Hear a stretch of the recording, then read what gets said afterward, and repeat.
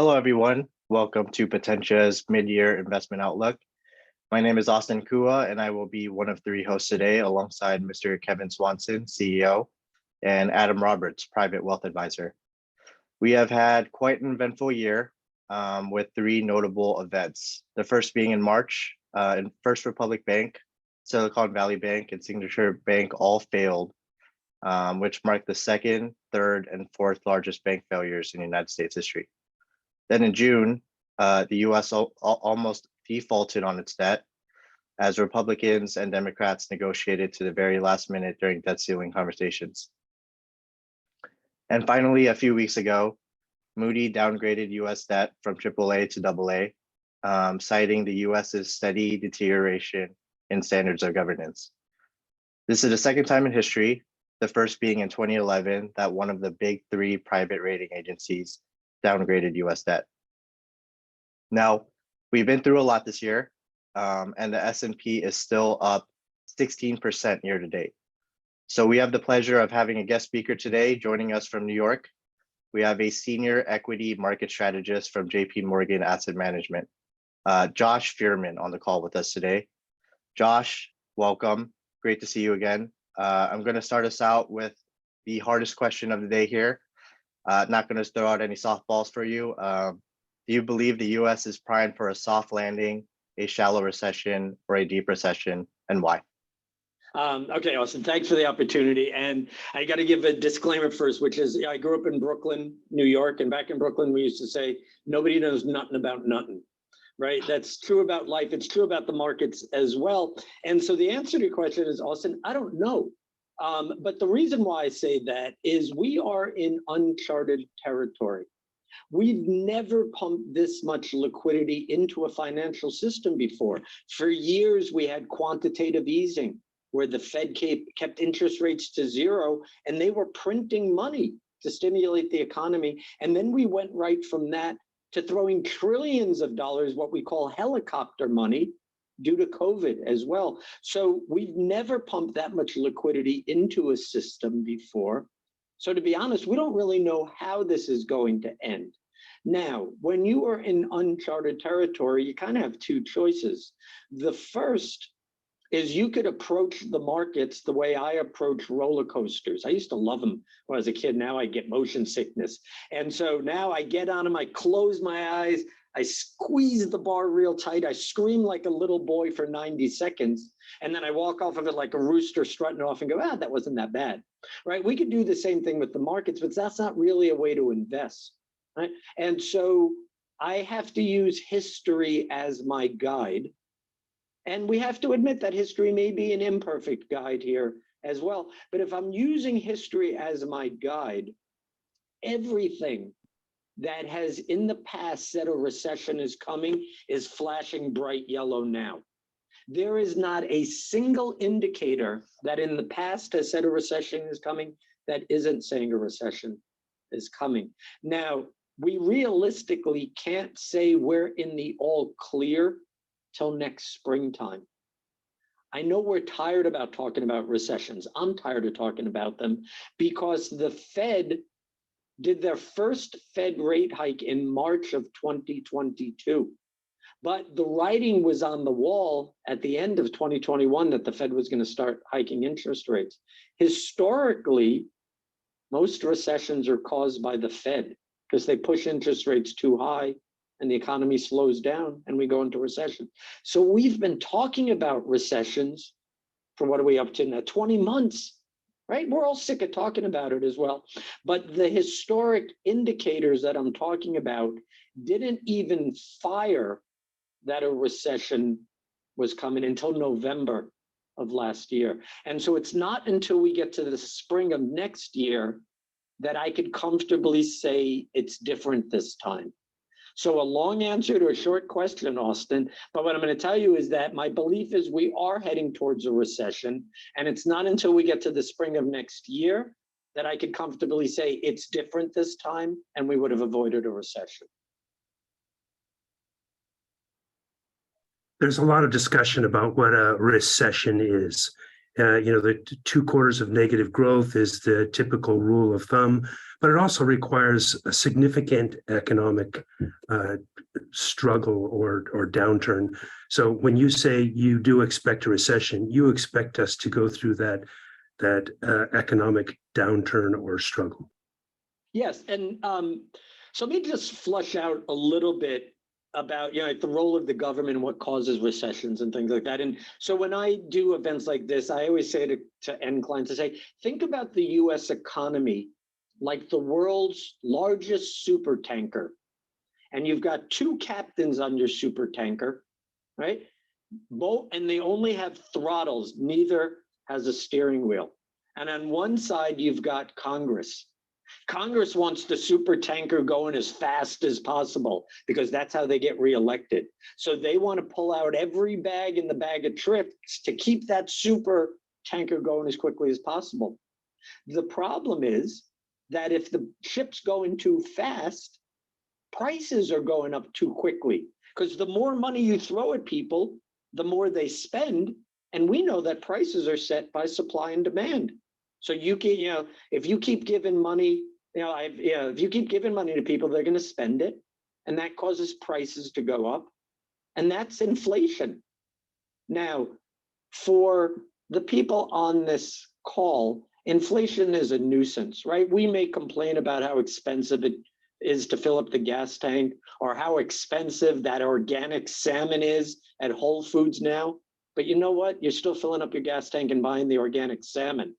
For lower income people, inflation is life-threatening, to be honest. Their wages are just not keeping up with the rate that prices are going up. So I got one captain who's got the throttle nailed, and I've got another captain on the other side called the Federal Reserve. And their job is to make sure the boat keeps going forward, but at a controlled rate, so prices don't go up too much. And they only have one tool, and you hear about it all the time. It's called federal funds rate. And the federal funds rate, just to be very simple, is the interest rate that banks earn on deposits that they keep at the Fed. Now, what does that mean? When we put money into a bank, by law, a bank is required to have a certain amount of reserves kept in cash. They call those required reserves, and that's to protect for run on banks. Right? If you ever saw the movie It's a Wonderful Life, they didn't have required reserves, and when everybody showed up, they didn't have the money available. So after the Great Depression, in order to avoid bank runs, they said banks have to keep a certain amount at the Fed so they will have liquidity, and the Fed pays them interest on that. And that's what the federal funds rates are. Now, imagine if you were a bank and the Fed paid you 10% annualized interest on your, would you ever make a mortgage? Nah. Or if you did, you'd make it at 15%. So as the Fed pulls back the throttle, i.e. raises interest rates, it makes mortgages more expensive. It makes housing more expensive. The more money we're spending on housing and mortgages, the less we could spend taking the kids to Applebee's or buying stuff at Home Depot. And that's how you get prices to slow. So ideally, the Fed wants to pull back a little bit on the throttle, right? To get the boat to go more slowly. The problem is when they raise interest rates and pull back on the throttle, it takes about a year till the boat slows down, till it affects our spending habits. So the Fed isn't fighting inflation in 2023 anymore. They're trying to fight inflation in 2024. So Kevin, to your point, what happens is sometimes the Fed pulls back on the throttle too much and the boat stops going forward and it starts going in reverse. Now that's a recession. Now, what do we mean by recessions?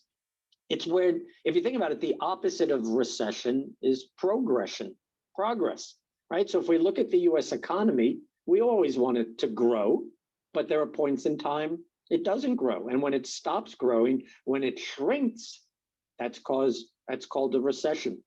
Now, in order to, if you think about the US economy, the way they actually figure out the size of the economy, and I could share a picture on this as well.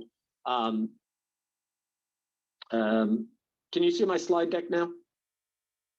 Yep, there you go. Now you can see my slide deck. So if I go to This picture on the right-hand side, can you see this now, Austin? Can you give me a thumbs up that you can see the one that shows GDP? Perfect. So if you look at this picture on the right-hand side, that shows you the US economy, right? And the US economy is, you can see what's it, $26 trillion or something like that, $27 trillion. It's made up of three components. They're color-coded for you. The dark gray is what we call investments. That's what companies spend every year. The green is what the government spends every year. Look at the biggest part of it. It's the blue, it's consumption. We are a nation of spenders, right? 68% of our economy is us spending on stuff. Now I'll give you more information than you wanted. 2/3 of consumption is service consumption, going to restaurants, getting on airplanes. It's not buying stuff. It's not buying cars, right? So if the Fed wants to slow down inflation, they have to slow down consumption. The way they slow down consumption is by raising interest rates. Now, when interest rates go up, it makes mortgages more expensive and the housing market slows up. And you know what? Now, Kevin, this goes to your point. People got to get laid off. Mortgage brokers get laid off, right? And I mean, if you ever try to do any sort of remodeling, don't even get me started on that. You can't get a carpenter or a plumber to show up, right? But realistically, a recession, Kevin, it involves pain. So there has never been a recession in the United States where unemployment has not increased by at least 2%. So we're at 3.6 unemployment now. History would say if we're going into a recession, unemployment has to be above 5%, because we've never in the entire history of this country ever had a recession where unemployment does not increase, right? And so there's a picture in here. Let's see if I actually included it or not. It's buried somewhere in the back. This is it. So once again, we're gonna get real technical here. The real determinant of recessions is something called the National Bureau of Economic Research. It's a think tank based outside of Washington. They've been doing it for 100 years. And this picture I brought up are the 6 factors that they use to determine if a recession started. They always throw the recession flag 4 months to 6 months after the recession started. But the key is they have never thrown the recession flag unless unemployment increases dramatically. So they threw the recession flag back in 2020. It was not 2 quarters in a row of negative GDP growth. What happened is unemployment went from 2% to 12%, and that was enough for them to throw the flag. So we have not had a recession since then, and we're not in a recession yet, but history says a recession's probably coming.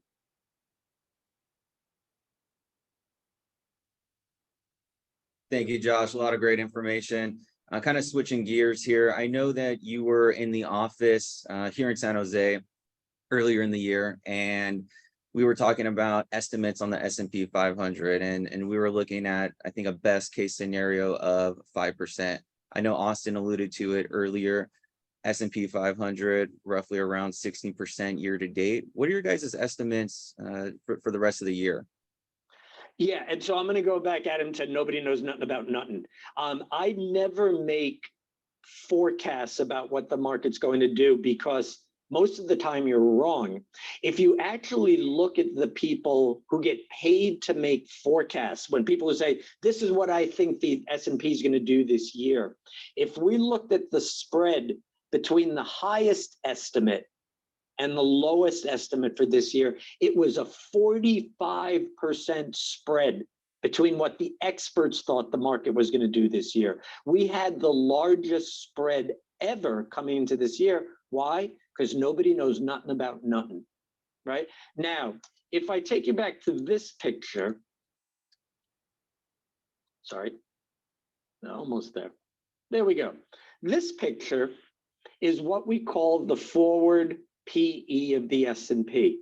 Now, let me put things into perspective, right? We talked about inflation, right? Well, we talked about inflation and showing up in the Fed's job of fighting it. Now, prices go up all the time, right? Now, I always say everybody knows somebody who remembers when candy bars were a nickel, right? And so it's my father-in-law, he's 93 years old. And whenever I tell him I bought anything, I overpaid for it because he remembers when candy bars were a nickel.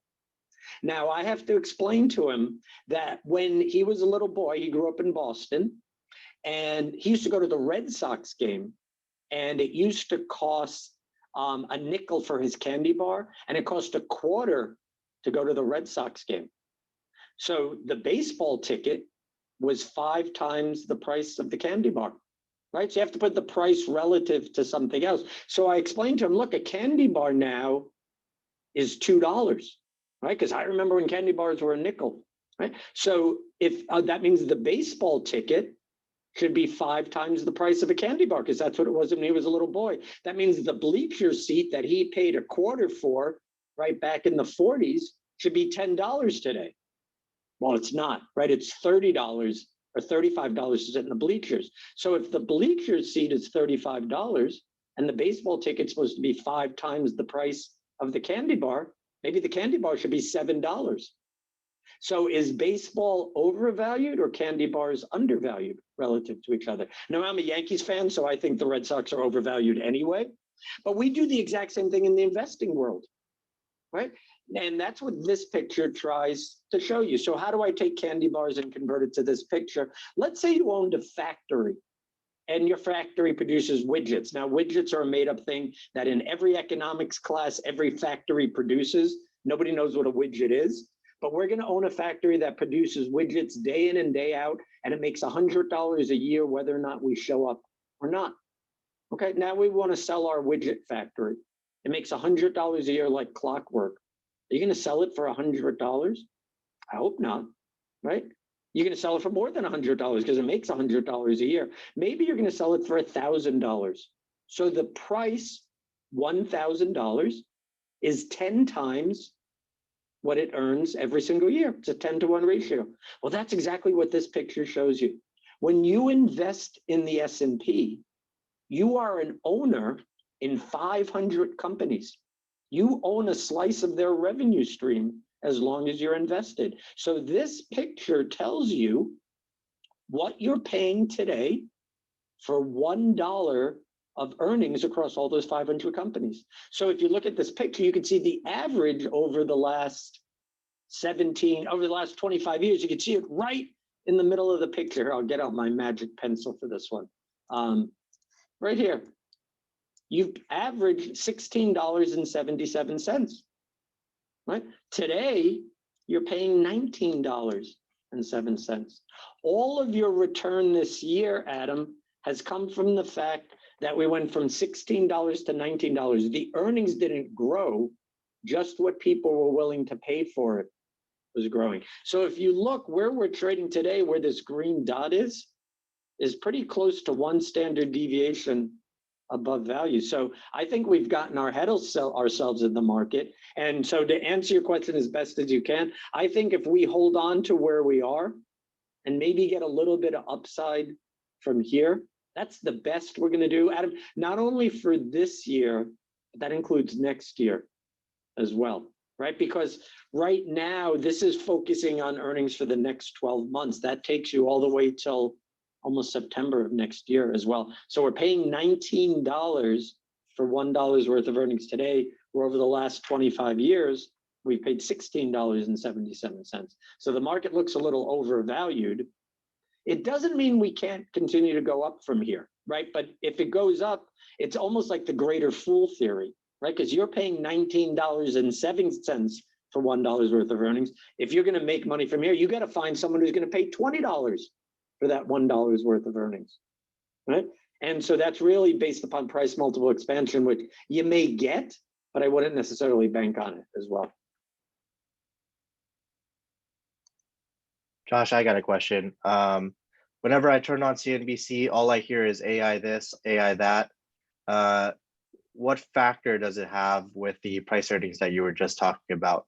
Do you think it played a huge factor in this year and what do you see AI doing for the next coming year? Okay, but Austin, you hit a hot button first. So I got to share with the people on this call. I always say the best piece of financial advice I could give any client is turn off CNBC. CNBC is financial pornography, right? You watch it, you feel guilty. It's bad for your relationship with your financial advisor, right? CNBC is paid to fill you with fear, right? Because if that moron, Jim Cramer, jumps up on the desk and says, everything is unicorn and gumdrops, I'm going back to Guy Fieri on the Food Network and diners, drive-ins, and dives, because that's much more useful for my life than anything I hear on CNBC. So don't watch CNBC, right? That's what a client pays you guys for, right? There's so many things to worry about. You guys are supposed to be monitoring the markets and making the clients aware of anything that's relevant to their lives. That's why I'm a big fan of diners, drive-ins, and dives and Guy's grocery game, because that's much more useful for my life since I travel every week and I want to know where to eat. But now I'll answer your question, Austin, which is AI, artificial intelligence, is going to revolutionize our lives in ways we cannot even begin to understand. It's going to dramatically change our lives. But we have a phenomenal tech analyst, and he uses a quote in all of his calls, and I'll share it with here. He actually said the true winners of artificial intelligence are companies that haven't even been created yet. Now think about that, right? Google, yeah, they use artificial intelligence, but is it going to turn these into $7 trillion companies? No, right? Google didn't even exist when the internet came out. So the real winners from artificial intelligence are companies that haven't even been created yet as well. Part of what you've seen in the market today, Austin, is this hype of, oh yeah, AI is going to change everything in our lives, and the big tech players are going to be the obvious beneficiaries. Yeah, they're going to be the obvious beneficiaries, but it's not going to drive their earnings dramatically. If you really want to make money on artificial intelligence, you need to be thinking about, because I can tell you, because I lived through the internet time period as well, I can tell you how this is going to play out, right? And what's going to happen is over the next couple of years, there's going to be a whole bunch of companies created that claim to use artificial intelligence in unique and different ways to change every aspect of our lives and every aspect of every company, right? Some of them are going to be smoke and mirrors, and they're going to burn through all their venture capital dollars buying gold-plated solo cups to play foosball, right? It's going to be smoke and mirrors. They're never going to do anything, right? Now, of the real companies, some of them are never going to go public because the big boys at tech are going to take them out of play, kind of like Microsoft did with ChatGPT. But for us who want to invest in these companies outside of the big companies, we know what's going to happen. They're going to start off as minnows, right? They're going to be small capitalization stocks, and they're going to grow into whales. Tesla, right? We all know it now. It started off as a minnow. When Tesla went public, it was part of the Russell 2000. Tesla went public, I'll get the numbers wrong, about 12 years ago. I think it's up 27,000% since then, right? That's a hell of an investment, right? So if I'm really going to invest in AI, I need to be invested in an active growth fund that has the ability to look into the small cap arena and identify minnows that could grow into whales as well. Now, not all the minnows are going to make it. Some minnows are just going to die, even if they go public. But I don't need to own all of the whales. I just need one or two minnows that grow into whales. 27,000% is a pretty darn good return, right? Even if I lose on other minnows as well. So I think, Austin, similar to the internet, we saw a lot of hype when it first came out, and then it took a long time for it to play out. So if I had to make a 5-year investment that I couldn't touch today, I would be buying an active growth fund that could invest in the small capitalization range to identify those minnows that grow in whales. But it may take 5 years till it actually plays out from here. As we look at the S&P 500 and some of those growth companies you're talking about, there's a group called the Magnificent Seven. They're the 7 companies that have kind of driven the S&P this year. Can you talk a little bit about those, and then what the other 493 companies have done in comparison? Yep. And so, Kevin, let's go back to your comments about recession as well. Remember, the Fed's pulling back on the throttle. Remember our super tanker, and that slows the economy up. As the economy slows, it affects different sectors at different points in time. It's not as though every sector gets impacted simultaneously.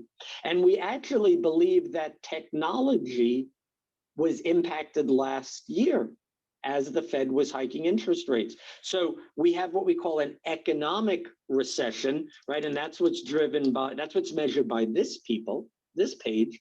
And then we have things that we call earnings recession. As the economy slows, corporate earnings slow. And we believe technology had its earnings recession last year. So part of the reason why technology is doing so well this year is because it had a lot of pain last year. There was a huge sell-off in technology names. So part of what you've seen is the recovery. Part of it is AI hype, going back to Austin's question, that may be misplaced, right? So for example, Meta is a company we actually like. Meta was using artificial intelligence 7 years ago. So I know it's only grandparents or older people who use Facebook now. So I'm on Snapchat. I got rid of my TikTok, but I do still post on Facebook, right? But for those of us old enough to remember, 6 years ago, if you posted a picture on Facebook with you and a couple of your buddies, and if you hovered the mouse over your buddy's picture, Facebook could identify them, because it was using artificial intelligence and facial recognition to scan the internet and find matching pictures, and they would pull your buddy's name off of the internet, right? And people got pissed off about that because they felt Facebook was spying on them, so they got rid of it as well. So part of what we've seen, right, is a bit of that AI hype as well. But sticking with Meta, for example, Meta is an advertising powerhouse. So I know people on this call are going to find this hard to believe, but Alexa is always listening to you. And how many times have you spoken to your significant other in front of Alexa, and all of a sudden something shows up in your Facebook feed? I'm astounded by this. My wife and I were talking about we need to get a roof replaced at our house in Vermont, and we're thinking about getting a metal roof. I can't open up Facebook now without getting 6 ads about new types of metal roofing, because they're a revenue powerhouse. So when we look at the Magnificent Seven, Kevin, some of them actually have legs to them. So we think Meta is an attractive alternative. We think Netflix is attractive, right? Because they're doing a good job now of cutting down on password sharing, which I'm personally guilty of as well. Microsoft with ChatGPT is now including AI as part of your monthly subscription. So Microsoft came out and said for corporate subscriptions, rather than charging $12 a month, they're going to charge $30 a month. And their stock price took off as well. Now, some of the Magnificent Seven, where we think have some struggles ahead.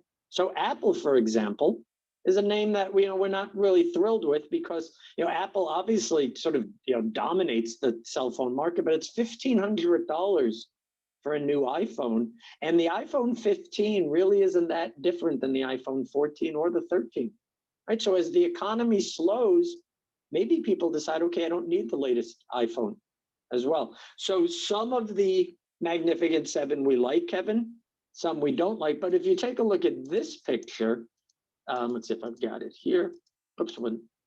Sorry, let me just see if I got the right one. Went the wrong way, sorry. Sorry about that. There we go. Okay, let's go back to this picture. Remember, this is the forward PE for the entire market, and I showed you we're trading at $19.07 when the 25-year average is $16.77. So in aggregate, the market looks expensive. This picture actually breaks out the top 10 stocks, which is primarily that Magnificent Seven. So you can see at the box in the top, the Magnificent Seven, right, is trading at $27.50 for every dollar's worth of earnings. where they've averaged about $20 historically. And right below that, you can see the other 450 names. Yeah, they're more expensive than where they traded historically, but not the same premium as the Magnificent Seven. So we do believe there is great opportunity in the other 490 names, right? But a lot of that opportunity set, Kevin, is going to be a function of whether or not we go into a recession or not. Because if we go into a recession, right, that's not great for certain parts of the markets, right? People buy less cars, people buy less homes. That's what we call cyclical sectors as well. Recessions actually aren't great for banks, right? Because people not only stop making mortgages, but they default on their mortgages as well. So there's phenomenal opportunities in the other 490 names, but it's really going to be very selective in terms of the opportunity set.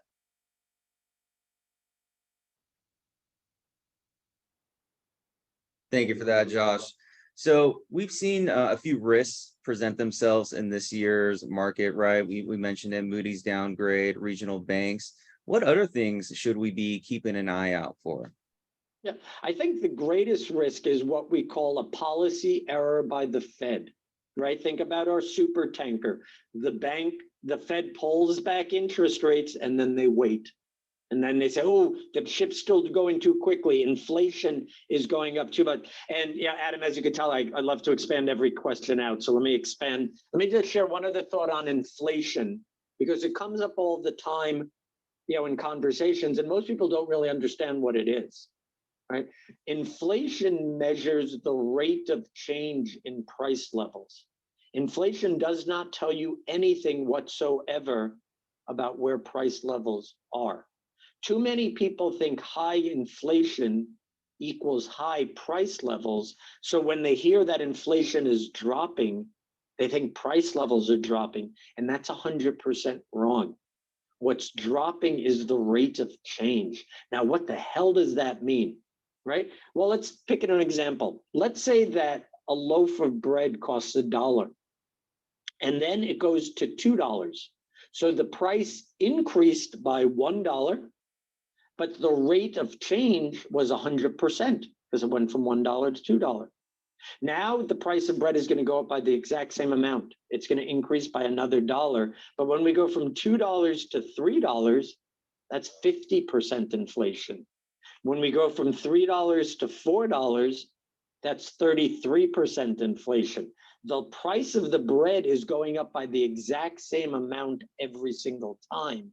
It's the rate of change that's coming down. So when you hear inflation is dropping, yeah, that's a good thing, but it's nothing to get excited about because it still means price levels are going up a lot. That's why the Fed keeps pulling back on the throttle to try to get the rate of change lower. They want prices to go up around 2% or so. Annualized, we're about 3.5%.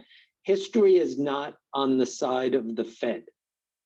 The Fed has never brought down inflation by 2% without causing a recession. Remember, we were over 9%, and we're at 3.5% now, and we're trying to get to 2%. So, Adam, the most obvious risk out there is what we call a policy error, that the Fed pulls back too much on the throttle, and the economy keeps growing, slowing, and goes into a recession.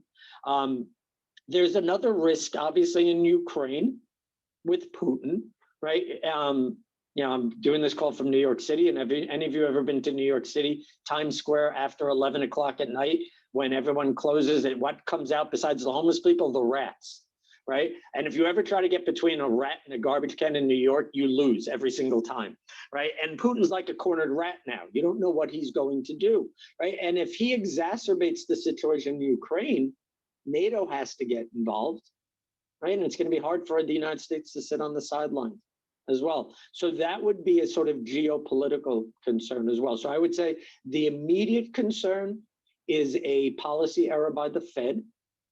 There's the geopolitical concern of the Ukraine. And I'll give you one other thing, which is going to be an issue.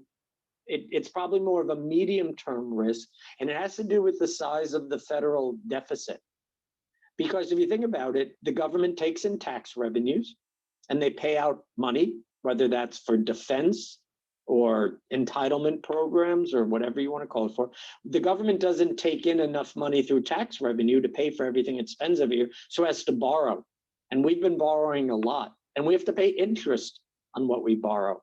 And if you look at the interest expense, where from the size of the debt now, by the end of this decade, 6 years from now, interest expense will be the largest single government outlay of any other thing in the budget. We're going to spend more on interest than we do on defense spending, or we do on entitlement programs as well.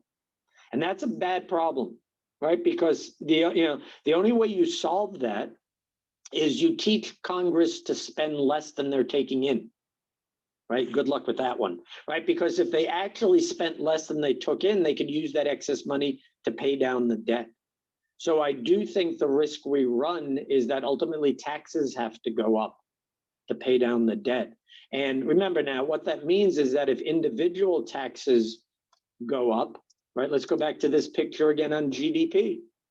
If we're paying more in taxes, that means we're consuming less. What does it mean for the economy? We grow more slowly.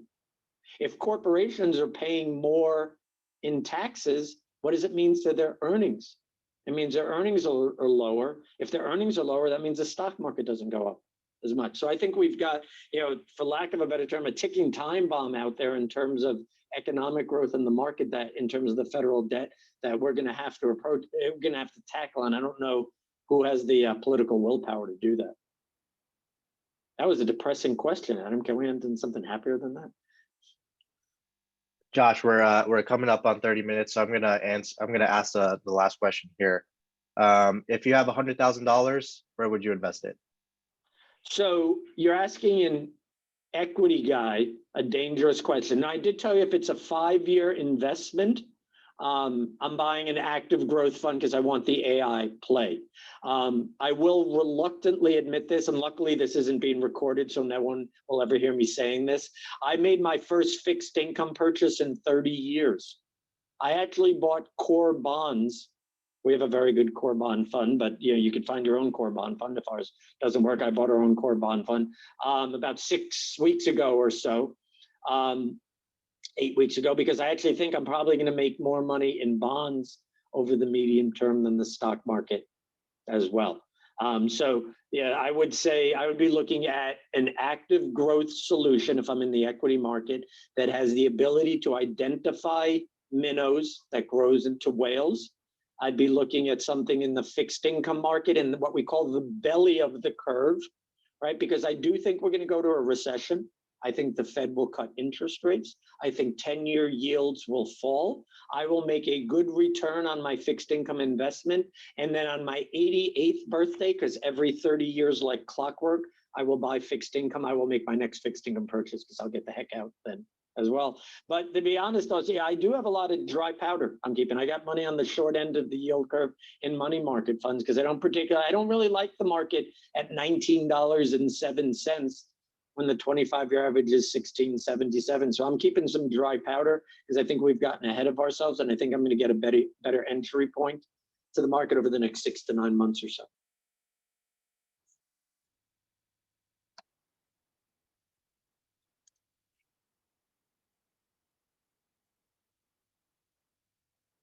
Excellent. Thank you so much, Josh, for joining us today. We greatly appreciate it. A lot of good information.